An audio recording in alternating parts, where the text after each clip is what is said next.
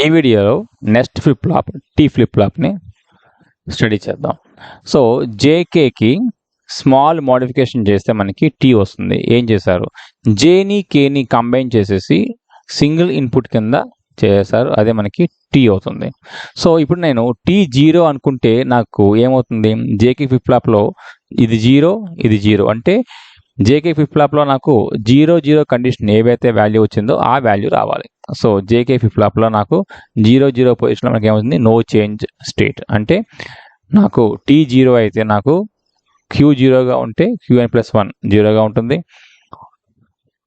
ఒకవేళ టీ 0 అయి క్యూ 1 అయితే నాకు 1 కింద ఉంటుంది. నెక్స్ట్ ఈ ఫ్లిప్ ఫ్లాప్లో ఒకవేళ టీ అనేది 1 అయితే ఏమవుతుంది, J1 K1. So J1 K1 కాబట్టి మనకి ఏమవుతుందంటే, సో T1 అయినప్పుడు మనకి జేకేలో దానికి కరస్పాండింగ్ టీటీ అంటే టీటీ కాదు, ఇక్కడ 1 కేసు ఏదైతే ఉన్నదో ఆ కేసు అంటే టాగుల్ మోడ్లోకి వెళ్తుంది. సో మీరు అబ్జర్వ్ చేయండి, T1 అయినప్పుడు టాగుల్ మోడ్ అంటే Q0 అయితే నెక్స్ట్ స్టేట్ 1 అవుతుంది. ఒకవేళ Q1 అయితే నెక్స్ట్ స్టేట్ మనకి 0 అవుతుంది. సో దీనికి మనకి ఎగ్జిటేషన్ టేబుల్ కావాలి అంటే, సో Qn+1 మనకి 0 0 0 1 1 0 1 1 ఇలా మనకి అవుట్పుట్ రావాలి అంటే నేను టీ ఇన్పుట్ ఏమి ఇవ్వాలి.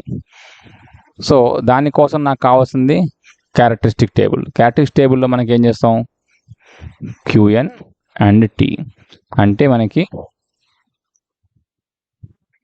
Qn+1 అంటే మనకి ఈ టేబులే. మీరు అబ్జర్వ్ చేయండి,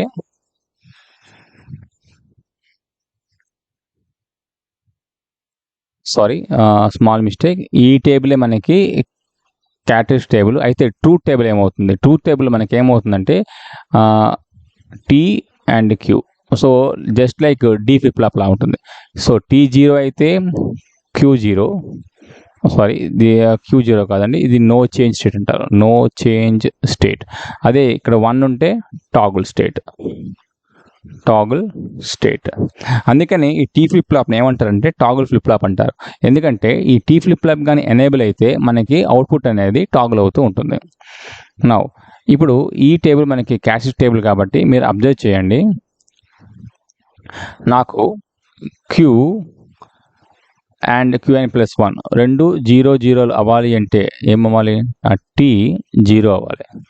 అదే నాకు 0 1 ఉండాలి అంటే ఈ స్టేట్ రావాలి అంటే నాకు ఇది 1 అవ్వాలి. 1 0 ఉండాలి అంటే ఇది 1 అవ్వాలి.